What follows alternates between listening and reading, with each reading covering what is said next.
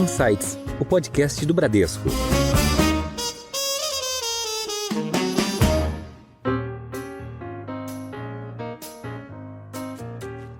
Acho que é importante a gente levar em consideração que em muitos litígios, muitas vezes, essa mulher que é a ponte economicamente mais fraca, ela também não tem fôlego para levar esse processo até o final. Então, a relevância de um bom pacto, principalmente à vista desse regramento do projeto, se passar tal como ele está, eu acho que vai ser extremamente importante. O genitor sobrevivente, ele segue com os cuidados com a criança. Ele segue com a proximidade com a criança. No entanto, exclusivamente no que se refere ao aspecto de gestão dos bens, uma outra pessoa de confiança é nomeada para fazer a gestão. Essa pessoa é nomeada por meio de um testamento. Olá! Tudo bem? Você ouviu agora alguns destaques de hoje, mas tem muito mais. Eu sou a Poliana Simas e este é o Insights, seu podcast semanal com ideias que provocam um novo jeito de pensar. No programa de hoje, o Insights discute as principais alterações propostas para a reforma do nosso Código Civil. Esse conjunto de regras é extremamente relevante para a nossa vida em sociedade, pois são elas que vão prever, por exemplo, os regimes de bens aplicáveis aos casamentos, quem pode ter direito à herança, entre inúmeros outros direitos e deveres. Para vocês terem uma ideia, o primeiro Código Civil que nós tivemos no Brasil foi lá de 1916. O segundo entrou em vigor em 2002 e agora estamos diante de uma reforma tão ampla que se assemelha a um novo código. E de que maneira essas mudanças afetam principalmente as mulheres e as famílias? Um primeiro passo para fortalecer as mulheres e lhes dar independência é esclarecer quais são os seus direitos. Para este papo, convidamos a Adriane Pacheco, que é advogada, formada pela USP, especialista em Direito Internacional Privado, Direito de Família e Sucessões, além de ser professora de Educação Executiva do INSPER e da Escola Dialética de Direito e Administração. Com um belo currículo, Adriane, seja bem-vinda ao Insights. Muito obrigada, Márcia, muito obrigada. Olha, é um prazer imenso estar aqui com vocês, ainda mais para o Insights tão especial. Que bacana. Também está aqui conosco o Márcio Renato, superintendente sênior de Wealth Planning do Bradesco Global Private Bank. Márcio, seja bem-vindo ao Insights. Obrigado, Poliana. Uma honra participar desse Insights com você e com a Adriane também. Então vamos lá, vamos começar a nossa conversa de hoje. Um aspecto bem importante a se considerar nesse começo de discussão sobre o novo código é que essa foi a primeira vez, olha que curioso, que mulheres participam da construção dessa norma. Um grupo de 38 juristas, sendo 14 mulheres, entre ministras do Superior Tribunal de Justiça e desembargadoras, participaram da elaboração do novo texto. Entre os objetivos do novo código está acompanhar os avanços da sociedade. Você acha que ele traz isso, Adriane? Bom, eu acho que, em primeiro lugar, o Código Civil é a lei do cidadão, né? E existe uma demanda já desde antes do Código atual, porque apesar do Código atual ser um código editado em 2002, ele teve uma tramitação muito longa. Então, ele já foi um código que nasceu, a gente pode dizer assim, ultrapassado em certos pontos.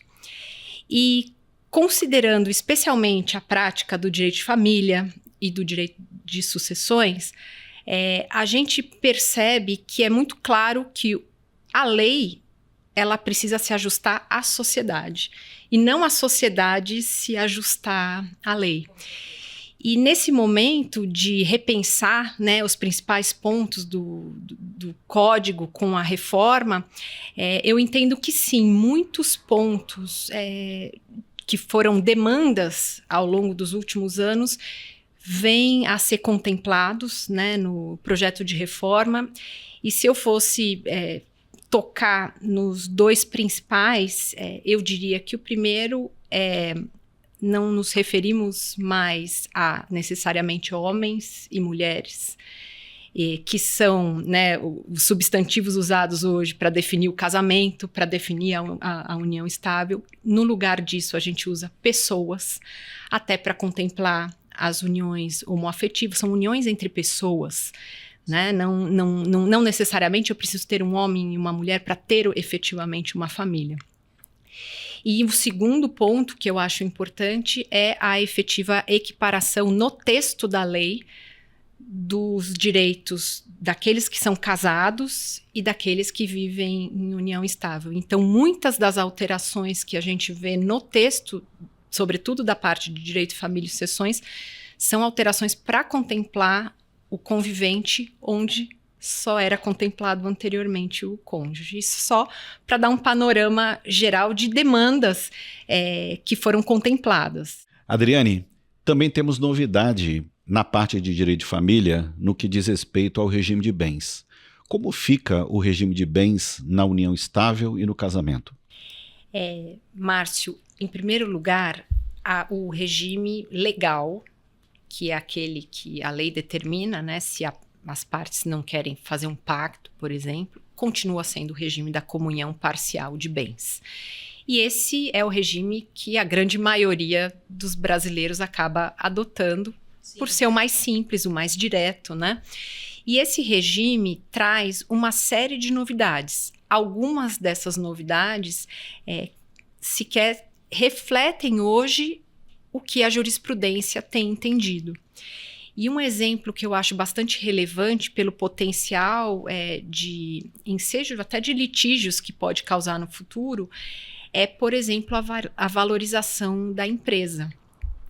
Os tribunais hoje partem da premissa de que se eu tenho uma empresa que é considerada particular, ela foi, por exemplo, formada antes do casamento, antes da constituição da união estável, e essa empresa sofre uma valorização durante a vigência da família, essa valorização ela vai ter o mesmo destino da participação original. Então, portanto, se ela era particular, a valorização vai ser considerada particular. E isso muda, segundo as regras do projeto de revisão do Código, aplicáveis ao regime da comunhão parcial, que passa a tratar essa valorização como um patrimônio comum e, portanto, divisível no caso de dissolução do casamento, no caso de dissolução da união estável, lembrando que essa dissolução pode acontecer tanto em razão do divórcio, da dissolução propriamente dita da união estável, como também em razão do falecimento.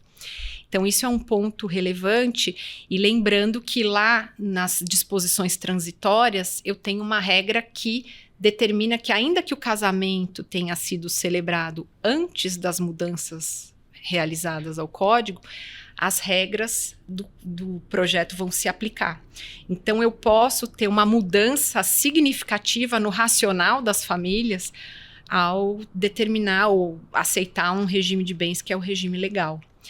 E se de um lado o projeto de código traz essas alterações, né, até no sentido contrário da jurisprudência novamente, de outro lado ele abre um espaço maior para a autonomia da vontade.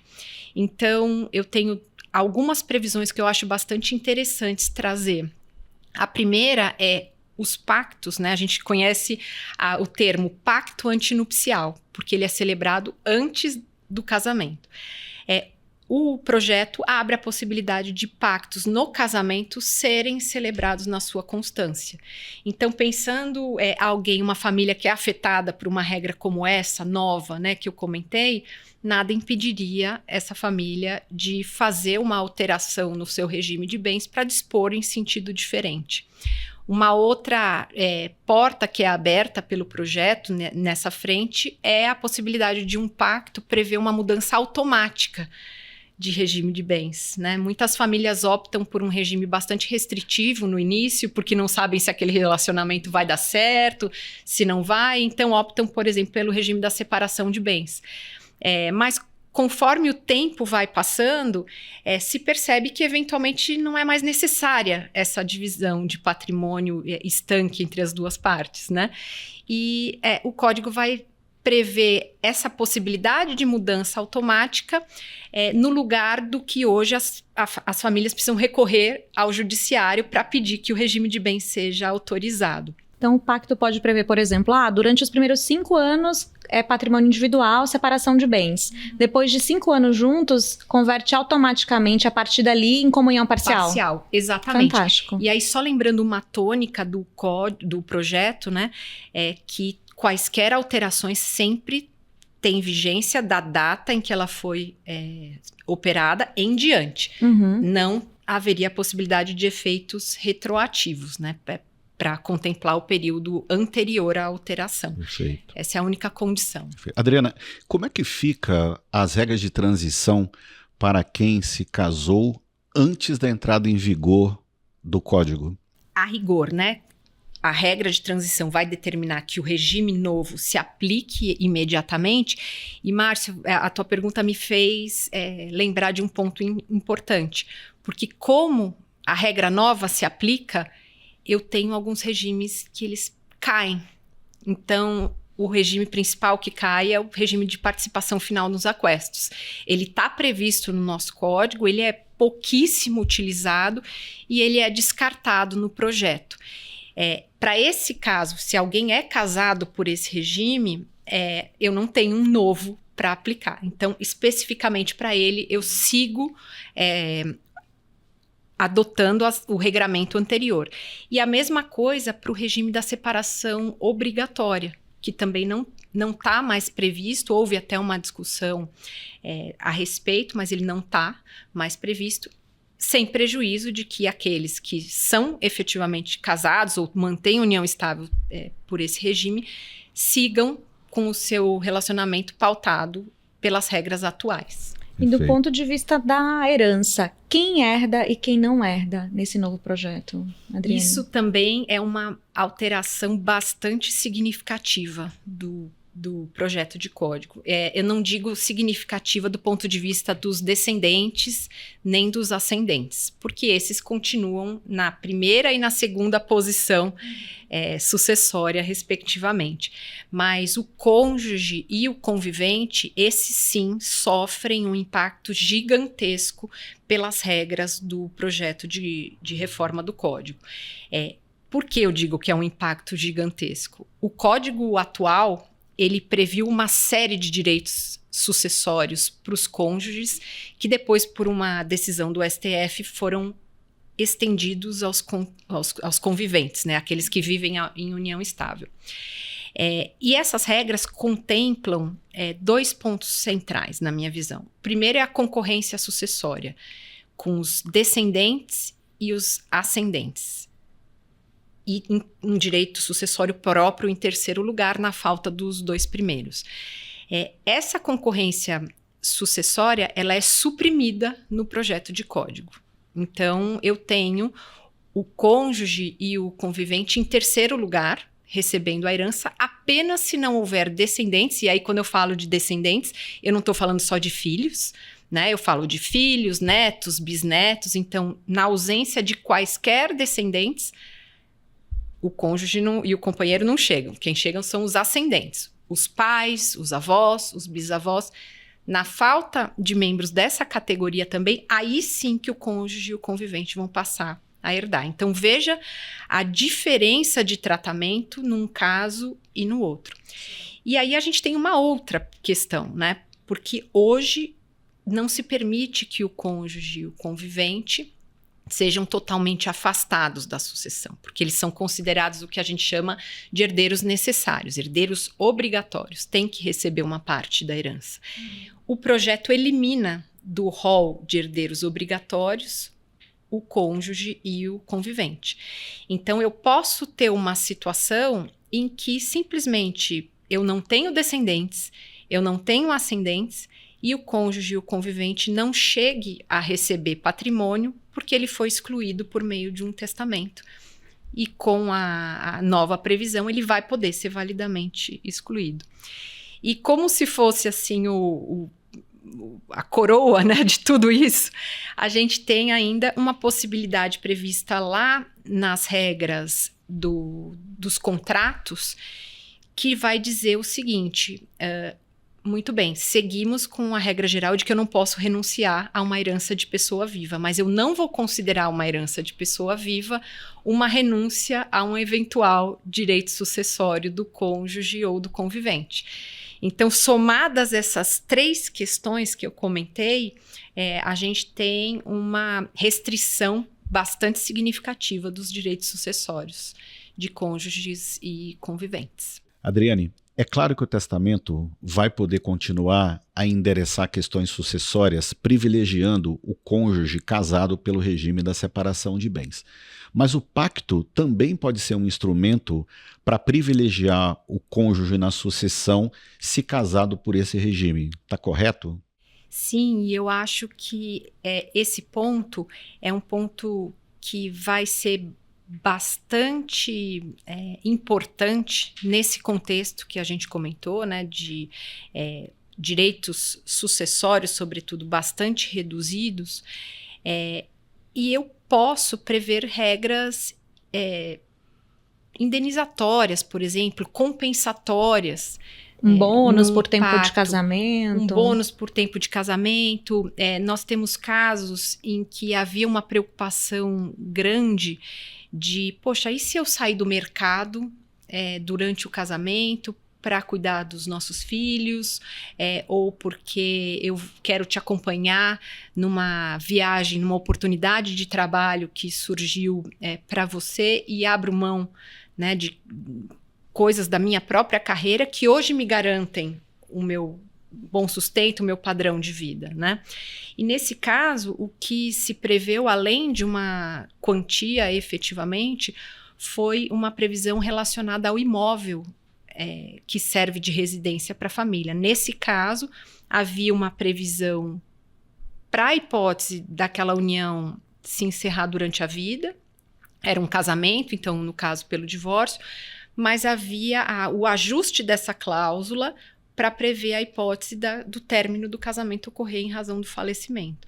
Então, esse tipo de ajuste não só é possível fazer, mas eu acho que é bastante salutar que seja feito.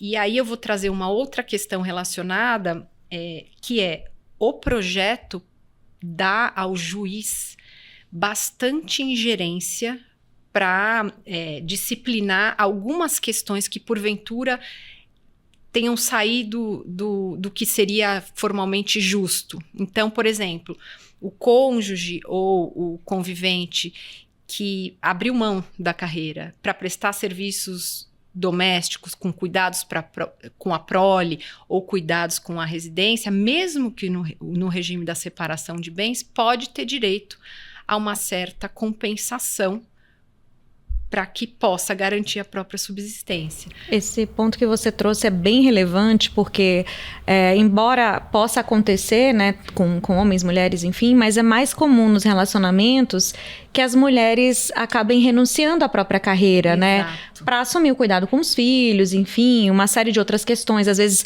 compatibilizar com a profissão do cônjuge que demanda muita mobilidade, seja no mesmo país, países diferentes.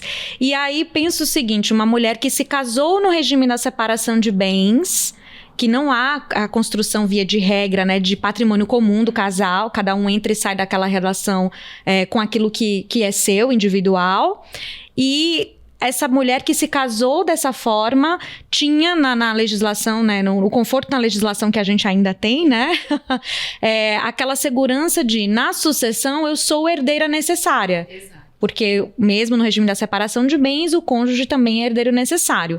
E aí você bem pontuou no começo, o que vai valer é o que vai acontecer no momento ali daquela sucessão. Então, se o projeto passa da forma em que foi apresentado, excluindo, né, esse direito de herança lá na frente, do cônjuge ser considerado como herdeiro, como que fica essa mulher que casou dessa forma e lá na frente estará numa situação de desamparo?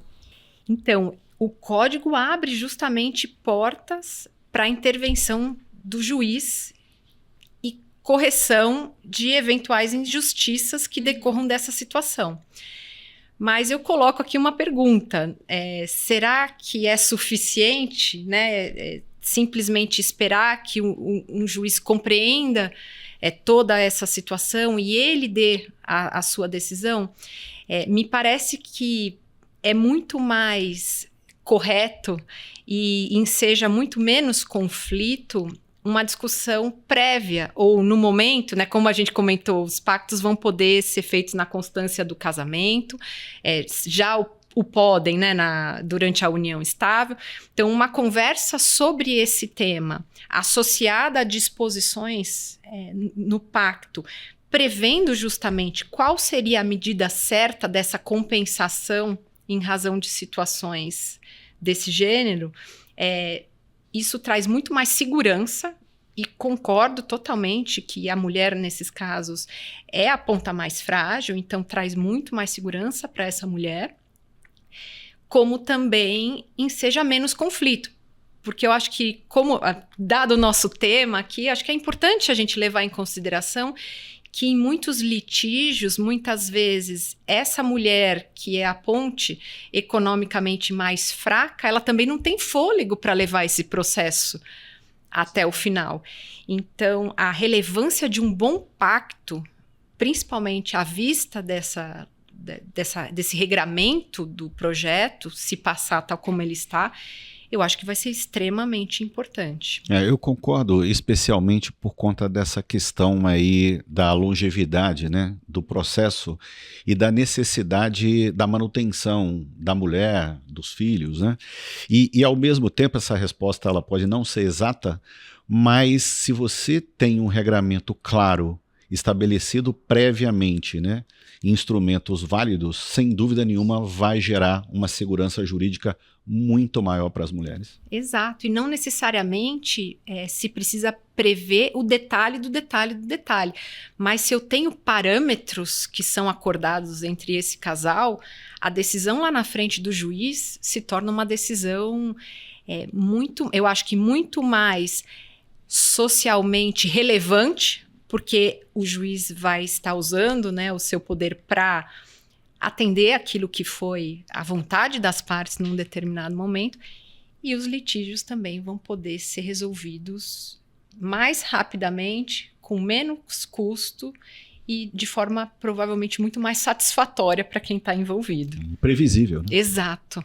Para os casais que estão hoje casados no regime da separação de bens e que tenham esse receio, nossa, se passar da forma que está, o que pode ser feito hoje, Dri, para trazer uma tranquilidade para esses casais nesse regime? Um testamento, por exemplo, trazendo esse amparo, seria uma maneira de acalmar os ânimos e assegurar ali algum direito? O testamento, sem dúvida, ele vai cumprir o objetivo de destinar o patrimônio para aquela parte que está preocupada em não amparar o outro cônjuge ou o convivente.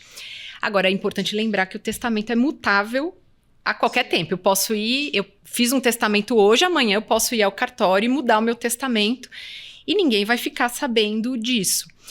O que a gente pode prever além do testamento, e aí, se eu tiver a preocupação da parte, lógico, o testamento vai ser muito interessante, vai ser muito importante. Mas se eu quiser fazer algo que não pode ser mudado com tanta facilidade como o testamento, acho que a gente pode ter duas alternativas, né? A primeira muitas vezes, o que atenderia ao objetivo daquela família é uma doação, eventualmente algum tipo de previsão de renda em favor daquela pessoa, por exemplo, por meio de um usufruto, etc. Então, eu posso adotar medidas que já garantam uma composição patrimonial, só lembrando que aí uma vez que a medida é adotada, ela é definitiva, não é agora eu me divorciei, desisti, né? Esse tipo de medida não tem volta, então precisa ser bem pensada. E até, eventualmente, se o regime da separação não atende, eu também não descarto a possibilidade de se adotar um novo regime por meio de uma alteração de regime de bens do casamento ou da união estável. Perfeito. Adriane, tem mais uma inovação importante no Código que o projeto traz, que é o divórcio unilateral. No que consiste esse tipo de divórcio e qual a importância dele? Perfeito. Bom, quando a gente fala de divórcio, a gente não pode deixar, né, de fazer um panorama aí das últimas décadas, vamos dizer assim, né? Então, vamos lembrar que lá, quando veio o Estatuto da Mulher Casada, né? O Código Civil de 16 já previa uma série de restrições de direitos da mulher. O Estatuto da Mulher Casada ainda previa o homem como o chefe da família, a mulher como tendo uma série de restrições, especialmente a gestão do próprio patrimônio, por exemplo, né? Depois, em 1977, a gente tem a lei do divórcio, que permite efetivamente a dissolução do vínculo conjugal atrelada a alguns requisitos. Um divórcio como conhecemos hoje só a partir de 77. Efetivamente, porque até então eu podia ter o desquite, né? Sim. Mas eu não tinha efetivamente a dissolução, eu não poderia ir lá e me casar novamente, por exemplo, né? Então, com o divórcio previsto em lei, eu passo a dissolver de uma vez e me casar, tendo a possibilidade de me casar novamente e assim por diante, mas sujeito a alguns requisitos temporais. Por exemplo, eu tinha que passar primeiro por uma separação e depois eu poderia pedir a separação, a conversão da separação em divórcio, né? Eu tinha um requisito mínimo de tempo de constância de casamento para poder pedir a dissolução. Ou então eu tinha que já ter 2 anos, pelo menos, de separação de fato para poder pedir um divórcio direto. E aí a gente vem com a superveniência da Constituição de 88, a gente tem a expressa previsão constitucional, né, ainda sujeita a requisitos. Então, em 2010, a emenda constitucional 66 promoveu uma alteração no artigo 226 da Constituição, prevendo a possibilidade do divórcio sem o requisito da separação judicial prévia, sem o requisito temporal e sem discussão de culpa também, que era um outro ponto bastante complicado nos divórcios. E a partir deste momento, a partir do momento em que a emenda constitucional fez essa alteração no artigo 226, a gente passou a entender o divórcio como um direito potestativo, que a gente chama. É aquele que depende exclusivamente da vontade das partes. E hoje é assim que o divórcio é entendido. E o projeto prevê a possibilidade de exercício desse direito potestativo, de se divorciar, de maneira unilateral. Mas muitas vezes, quando a gente ouve isso, a gente fica com algumas dúvidas, né? E é importante lembrar que o divórcio não vem sozinho, né? Normalmente estão associadas às discussões do divórcio outras, por exemplo, divisão do patrimônio comum, especialmente se o regime é comunhão parcial, provavelmente a gente terá algo a partilhar se o casamento durou pelo menos algum tempo, né? Se a gente tem filhos menores, a gente precisa discutir a guarda desses filhos e o direito de convivência com esses filhos. E a gente tem uma outra questão que está relacionada ao nome, sem falar nos direitos de pensão, né? Tanto para aquele cônjuge ou convivente que não tem como prover, né, a sua própria subsistência, porque não tem renda, porque não tem patrimônio, como para os filhos. É uma obrigação dos pais, né, zelar pelo bem-estar dos filhos. Então, todas essas discussões, elas não vão poder ser resolvidas num divórcio unilateral. Ele vai ficar restrito à discussão do término da sociedade conjugal e se a parte que adotou o nome do outro, né, na união estável, eu posso fazer isso também. Então, se adotou o nome do outro na união estável ou no casamento, essa parte pode optar, sem ninguém interferir nisso, por voltar a adotar o nome anterior. E manter o nome também, se desejar. Manter o nome também, se desejar. Então, esse ponto é o ponto que está compreendido ali no divórcio unilateral. Todas as demais discussões correlatas vão seguir o rito do divórcio, da dissolução da união estável, que pode ser judicial ou extrajudicial, dependendo do fato. E mesmo que o divórcio seja um divórcio unilateral, é só importante lembrar que a parte precisa necessariamente estar representada por um advogado. Perfeito. Mas olha que bacana a gente ver essa evolução, né? A gente sai de um momento de sociedade lá atrás em que não tinha a possibilidade de rompimento desses relacionamentos. Depois vem o desquite, que trazia todo um estigma, principalmente para a mulher em sociedade, né? A mulher desquitada era vista de uma maneira diferente no meio social. E aí a gente começa com um divórcio que a própria legislação força ali um período de convivência, de discutir culpa, é culpa de quem que essa relação tá chegando ao fim, né? A gente já superou isso, ficou muito mais simples, saiu o aspecto temporal, saiu a discussão de culpa, e esse projeto de alteração agora torna ainda mais simples, que basta a vontade de uma das partes para encerrar aquele vínculo de relacionamento, mesmo que as questões patrimoniais sejam discutidas de uma maneira mais, né, formal posteriormente. Mas já é uma grande evolução. É uma grande evolução, e também eu acho que do ponto de vista patrimonial é importante lembrar que uma vez que tenha se operado, né, o divórcio unilateral, assim como no caso a separação de fato, a partir desse momento eu tenho um ponto final no regime de bens. Então, eu posso ter uma discussão depois de divisão de patrimônio comum, mas os novos bens que forem sendo adquiridos depois, esses não estão mais sujeitos a nenhum tipo de comunhão, dependendo do regime de bens que foi adotado por aquele casal. Perfeito. Sem dúvida, é super relevante porque essa evolução ela vai dar agora a possibilidade de uma ruptura unilateral imediata com consequências patrimoniais, que é a interrupção da comunicabilidade do patrimônio comum do casal especialmente, né? Exatamente. E também começa a contagem de prazo para vários outros direitos, né? Adriane, outro ponto bastante importante está relacionado à questão também da mudança do usufruto e também na administração de bens de menores, né?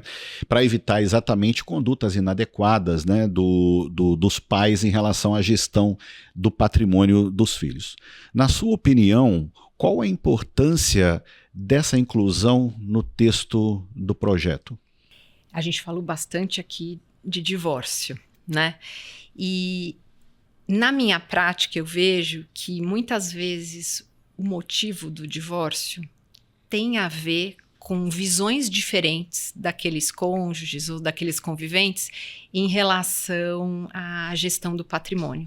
Tem um que prefere guardar mais, não gasta quase nada, o outro é mais flexível em relação aos gastos, mas também não consegue acumular tanto patrimônio como o outro. Então é importante a gente lembrar que, no caso do falecimento de um dos dois que exercem o que a gente chama hoje de poder familiar, o outro passa a exercê-lo com exclusividade. E dentre aquilo que está compreendido nesse exercício está o usufruto e a administração dos bens dos filhos menores.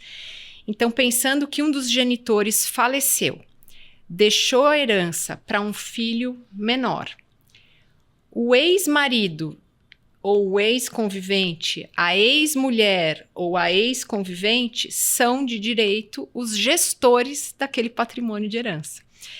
Isso já é um pouco complicado quando o casal se separa, se distancia e um não conhece mais a forma do outro gerir o patrimônio.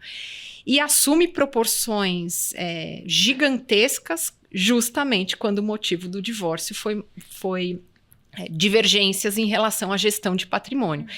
E aí, nesses casos, a última coisa que se quer é que justamente aquela pessoa cuide de um patrimônio que foi construído ao longo de uma vida e que deve beneficiar aquele menor sujeito a eventuais, e nem digo uma gestão de má fé, mas eventuais, assim, dificuldades na gestão do patrimônio, efetivamente. Muitas vezes a pessoa quer o bem, mas não sabe como fazer aquela gestão. E a figura do curador, Márcio, que você perguntou, ela entra justamente nesse ponto. O curador especial é aquela pessoa que vai fazer exclusivamente o papel de gestor do patrimônio do menor. Então, o genitor sobrevivente, ele segue com os cuidados com a criança. Ele segue com a proximidade com a criança. No entanto, exclusivamente no que se refere ao aspecto de gestão dos bens, uma outra pessoa de confiança é nomeada para fazer a gestão. Essa pessoa é nomeada por meio de um testamento. Eu quero, então, que o patrimônio que ficou para o meu filho menor de 18 anos seja gerido pela pessoa tal. Essa pessoa vai precisar prestar contas para mostrar que está fazendo uma boa gestão do patrimônio, mas isso muitas vezes é o que garante efetivamente que, na maioridade, esse menor vai receber o patrimônio que foi herdado intacto, ou até, se o gestor for bom, até valorizado, né, para o futuro, de acordo com a vontade da parte. Sim, e pensando em menores que começam a acumular patrimônio, às vezes, decorrente da própria profissão muito cedo, né, que é comum em carreiras artísticas, no Exato. esporte, trazer essa regra mais clara dos limites, das responsabilidades, também é um amparo maior pensando no futuro, né, dessas crianças. Perfeito. A única divisão que a gente precisa fazer quando o próprio menor tem alguma função remunerada. A gente conhece, né, os casos de atrizes, atores principalmente, né, que fazem sucesso muito jovens. Esse é um rendimento, esse é um patrimônio acumulado pelo esforço próprio dele. E a figura do curador, ela é instituída num contexto de um menor herdeiro ou de um menor que recebe uma doação. Então, eu não posso impor que a gestão desse patrimônio que o próprio menor construiu seja feita pela pessoa que eu designei no meu testamento ou no meu documento. Mas, sem dúvida nenhuma, a partir do momento em que a gente tem alguém fazendo uma boa gestão, muitas vezes é a própria parte que quer recorrer a um bom gestor, né? E com o consentimento do genitor sobrevivente. Então, eu acho que pensar na boa gestão do patrimônio do menor é sempre muito importante e sempre reflete no benefício dele. O limite, né, de imposição de um terceiro só que fica traçado ali na herança ou na doação. Mas o que o projeto de reforma do Código traz, e na minha visão de uma forma muito benéfica, é a previsão expressa não somente de que eu posso nomear esse gestor para o patrimônio do menor em testamento ou um documento de doação, mas também que eu posso fazer isso em relação aos bens que compõem a chamada legítima, que é aquela parcela obrigatória da herança. A gente falou dos herdeiros necessários, né? Os herdeiros necessários recebem uma parte obrigatória da herança que se chama legítima. Sobre essa parte, a gente vê na doutrina as discussões se isso poderia se estender à parte legítima ou não, e o projeto de reforma do Código vem trazer a resposta para essa pergunta, prevendo expressamente que sim, eu posso nomear alguém para fazer essa gestão do patrimônio do menor, mesmo que o patrimônio seja recebido por ele a título de herança obrigatória. Adriane, são muitas novidades, muitas inovações trazidas pelo projeto de código. Você poderia comentar mais uma delas, que seria como funciona a vontade antecipada de curatela? A gente comentou da questão da gestão do patrimônio dos menores, né? Os menores até os 16 anos, eles são totalmente incapazes e relativamente capazes dos 16 aos 18. Mas existe aquela incapacidade superveniente. Pessoas que tenham algum tipo de doença degenerativa, que não consigam mais manifestar efetivamente a própria vontade, se autorregrar. Acidentes também podem acarretar. Alzheimer, em determinados graus, já prejudicam a cognição da pessoa.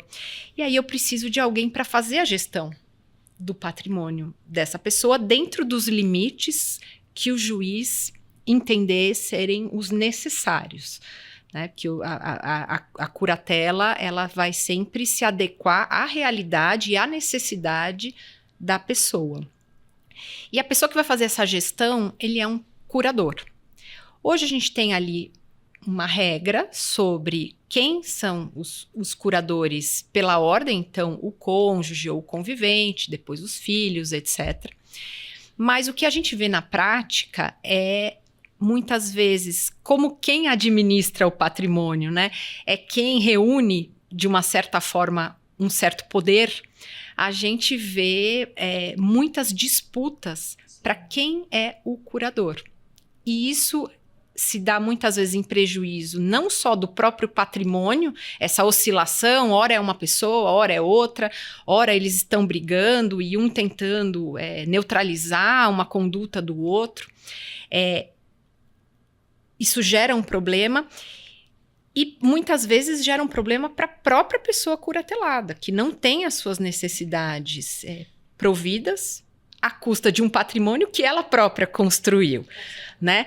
Então, o instrumento de nomeação de um curador, essa diretiva, entra justamente como uma peça procurando mitigar esses problemas. A própria parte, enquanto está bem, no pleno uso das suas faculdades mentais, celebra um documento e ali ela indica quem é a pessoa que ela quer ver nomeada como o seu curador numa situação como essa.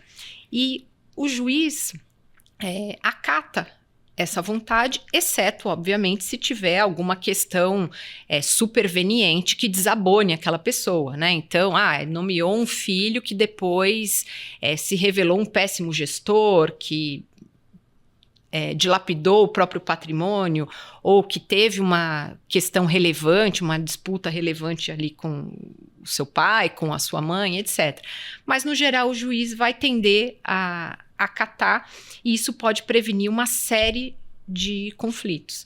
Então, eu vejo com muito bons olhos essa previsão expressa. Hoje a gente já faz isso, né? É importante lembrar que não é uma inovação do direito, mas é a colocação no âmbito da lei de algo que é uma ferramenta bastante relevante e que hoje já é utilizada. Já é utilizada, exatamente. Em relação ao patrimônio digital, a proteção no ambiente digital, quais novidades o texto traz, Adriane? Bom, eu queria trazer 3 pontos centrais a esse respeito. O projeto de reforma tem todo um livro dedicado ao direito digital. É uma realidade nossa hoje, né? E justamente porque é uma realidade nossa que recentemente eu me peguei me questionando, poxa, mas eu teria uma herança digital? Será que eu não compro criptomoedas, por exemplo? Mas, poxa, você tem todas as suas senhas, você tem todas as suas milhas, as suas mídias sociais, você tem uma série de itens que compõem o teu patrimônio e que são parte indissociável hoje da nossa vida, né? Então, eu tenho a previsão da herança digital também no projeto. E uma coisa que gosto bastante também, é só para pontuar, né? Porque a gente poderia falar bastante sobre esse tema, mas gosto bastante também da previsão incluída no poder parental, no sentido de que os pais têm a obrigação de fiscalizar a atuação dos filhos no ambiente digital. Acho que é uma proteção, uma demanda hoje social muito grande e que está sendo acolhida pela legislação proposta. Nossa, que interessante, né? Essa obrigação de estar atento, de monitorar, de acompanhar, vir expressa no texto legal, né? Exato. A gente já tem, né, uma série de questões discutindo isso no âmbito das escolas, toda a questão do celular nas escolas e tudo mais, mas acho muito benéfico, muito salutar o próprio texto da lei contemplar essa previsão. Fantástico. E para aqueles que estão curiosos, né, querendo saber quando que isso entra em prática, quando que começa a valer, a gente sabe que tramitação leva, né, um tempo, muita coisa pode mudar. Conta um pouco pra gente de qual que é a expectativa, que momento o projeto está agora em tramitação e até para as pessoas ficarem mais tranquilas que ainda tem bastante tempo pela frente. Eu acho que essa pergunta é fundamental, Poliana, pelo seguinte, muitas vezes os clientes leem uma notícia no jornal, veem algum ponto debatendo e vão até nós desesperados. Poxa, mas eu vi que que vai mudar isso, vai mudar aquilo, como que eu preciso fazer para já me ajustar? E aí a nossa resposta é sempre calma. O que a gente está falando aqui é de um projeto, né? Foi objeto, todo o texto foi objeto de uma comissão de discussão por uma comissão de juristas que apresentou a sua proposta no ano passado, e esse ano essa proposta foi convertida no projeto de lei número 4 de 2025, que está lá no Senado, aguardando o resto da tramitação, que deve ser longa. Imagino. Eu acho que a gente precisa esperar, ser realista. Eu adoraria que algumas dessas alterações virassem lei, né? A gente acabou de comentar sobre uma o quanto antes, mas é importante lembrar, e vou voltar para a gente finalizar lá para o nosso comecinho. A gente está falando da lei central da vida do cidadão. Então, o projeto de reforma, ele não abrange só o livro de família e sucessões, abrange uma série de outros capítulos, uma série de outras disposições, e tudo isso precisa ser debatido no detalhe, os interesses precisam ser conciliados. Então, eu espero que não seja uma tramitação tão longa como a que levou à edição do Código atual, mas eu acho que a gente tem pelo menos uns bons anos aí pela frente de discussão. E aperfeiçoamento, Com né? certeza. Esperamos. Que bacana, e ainda vem mais mudança pela frente durante esse tempo de tramitação, né? Exato. Perfeito, pessoal. Estamos encerrando a nossa conversa e no Insights temos a tradição de pedir aos nossos convidados uma dica cultural. Adriane, que dica você divide com a gente hoje? Bom, como eu estou aqui não de surpresa para dar essa dica cultural, eu até trouxe aqui um pedacinho do trecho do livro que eu vou comentar e vou deixar como dica cultural. O livro O Profeta, do Khalil Gibran, é o meu livro favorito, que ao contrário do que o nome pode denotar, não é um livro religioso, é um livro puramente filosófico. E eu quis trazer esse livro para a gente hoje porque ele fala, entre outras coisas, de alguns dos temas que nós comentamos. Ele fala nos primeiros capítulos do amor, que é o que vai estabelecer tudo isso aqui que a gente falou, de entidade familiar, relacionamento com filhos, relacionamentos entre parentes e tudo mais. Ele vai falar do casamento e ele vai falar dos filhos, nas minhas 3 passagens do livro favoritas. E em relação especificamente ao casamento, que a gente debateu bastante, eu queria ler uma partezinha aqui do final, que é a seguinte: cantai e dançai juntos e sede alegres, mas deixai cada um de vós estar sozinho, como as cordas do alaúde que separadas vibram em harmonia. E aí eu vou ler só a frase final. E o carvalho e o cipreste não crescem à sombra um do outro. Ou seja, que bonito. Nesse relacionamento nós temos muitos aspectos em comum, mas o que eu acho as partes individualmente contam e são muito importantes. Então, coordenar isso num relacionamento de casamento ou de união estável é fundamental na minha visão. Celebrar a grandiosidade e a individualidade um do outro, né? Exatamente. Que bacana, obrigada, Adriane. E você, Márcio, qual dica gostaria de compartilhar com a gente? Bom, a minha dica cultural, ela é sobre uma mulher. E aí, homenagem às mulheres, né? Eu venho de uma família majoritariamente feminina. Eles até brincam comigo, falam que eu tenho, por causa disso, uma inteligência feminina, né? E também, por conta da minha filha, que tem 9 anos, é a história de uma nadadora americana, que é a Diana Niadi. O filme está na Netflix, se chama Niadi, e conta a tentativa dela de fazer a travessia de Cuba até a Flórida. São 160 quilômetros em mar aberto, sujeito a tempestades tropicais, tubarões, queimaduras de água viva, e ela não consegue fazer a travessia enquanto ela era jovem. Apesar de muito bem preparada, aconteceram vários eventos na travessia, ela não consegue completar a travessia. Ela praticamente desistiu de fazer a travessia quando, aos 62 anos de idade, ela começa novamente uma preparação para fazer a travessia, muito apoiada pela técnica dela, que tem um papel fundamental na preparação. Ela faz de novo o que ela chama da última tentativa.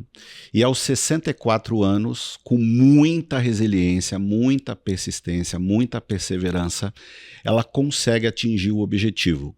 E o mais legal da história é a mensagem de que você nunca deve desistir, que você deve persistir sempre e que o sucesso muitas vezes vem depois de tentativas e falhas. E nesse sentido, ela alcança esse objetivo, é feita uma grande comemoração quando ela chega até a Flórida e num esforço monumental ela consegue atingir essa conquista. O filme é muito legal, eu recomendo muito que todo mundo assista, e também tem a questão da soma das experiências da vida e essa questão do etarismo, muitas vezes colocada como um obstáculo, prova-se que não é um obstáculo a idade e a experiência somada conta muito para o sucesso das pessoas de maneira geral. Bom, esse foi mais um episódio do Insights, o podcast do Bradesco. Eu tive o prazer de conversar com a Adriane Pacheco, professora do INSPER e especialista em Direito de Família. Adriane, muito obrigada. Poliana, muito obrigada por me receber. Márcio, muito obrigada por me receber. Novamente, um prazer sempre estar com vocês. Também agradeço a você, Márcio, por participar conosco desse episódio. Obrigado, Poliana. Obrigado, Adriane. Foi um prazer enorme falar de um assunto tão relevante para todos. Espero aí que todos adorem, gostem bastante aí do nosso Insights. Muito legal. O Insights está nas principais plataformas de áudio e no Instagram, no perfil podcast.insights. Tchau e até o próximo episódio.